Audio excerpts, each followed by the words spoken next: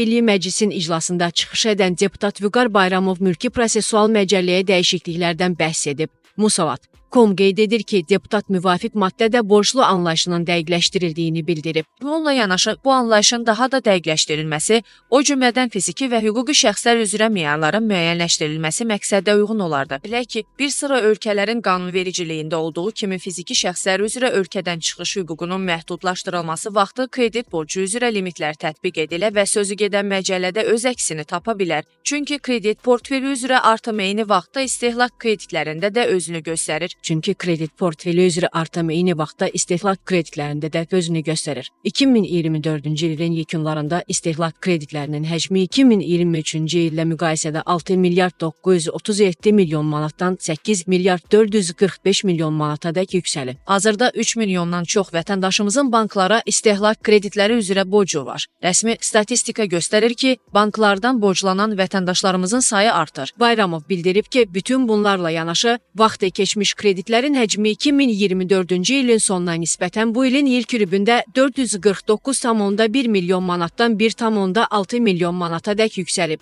Bu, o deməkdir ki, son aylar problemli kreditlərin həcmi yüksəlməkdədir və bu, daha çox borclu deməkdir. Oxşar vəziyyət qeyri-işlək kreditlər üzrə müşahidə olunur. Belə ki, 2024-cü il ərzində qeyri-işlək portfelin həcmi mütləq ifadədə 6,7% və ya 41 milyon manat artaraq 6 milyon manat təşkil etmişdi. Bu məbləğin 6 milyon manatı istehlak kreditləridir, yəni fiziki şəxslərin payına düşür. 375 milyon manatlıq biznes kreditləri isə qeyri-işləkdir. Mərkəzi Bankın məlumatına görə, iqtisadi fəal əhali üzrə adam başına 13,8 min manata bank borcu var. Əgər 5 il öncə əhalinin borc yükünün sərəncamda qalan gəlirlərlə nisbəti 11,5% idisə, bu göstərici ötən ilin sonunda 18%-ədək yüksəlib.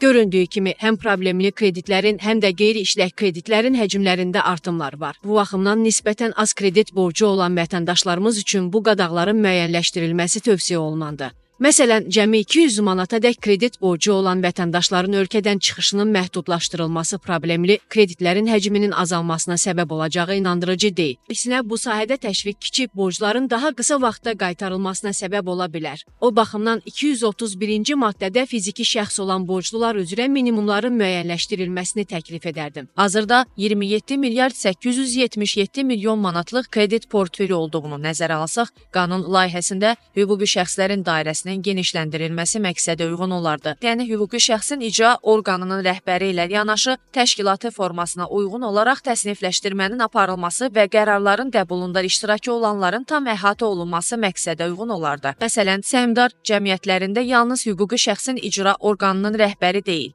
idarə heyətinin üzvləri ayrıca qeyd oluna bilər. Çünki qərarlar idarə heyəti tərəfindən verilir. Deputat bildirdi ki, bütövlükdə problemli kreditlərin həcminin artdığını nəzərə alaraq müzakirə etdiyimiz dəyişiklikdə fiziki şəxslər üzrə təşviq, hüquqi şəxslər üzrə isə inzibati meyarların dairəsinin genişləndirilməsini təklif edilir. İcra haqqında qanunun 4-cü maddəsində isə elektron pul təşkilatları sözləri ilə yanaşı və digər ödəniş təşkilatları sözlərinin əlavə olunmasını təklif edərdim. Mərkəzi Bank tərəfindən 18 təşkilata elektron pul emissiyası üçün lisenziyalar verilib. Ödəniş xidmətləri və ödəniş sistemləri haqqında qanunun 48 1-ci maddəsinə əsasən ödəniş təşkilatlarının dairəsi daha da genişləndirilə bilər. Oxşar olaraq həmin qanunun 523, 546 və 83-cü maddələrində də bunun öz əksini tapmasını təklif edərdim.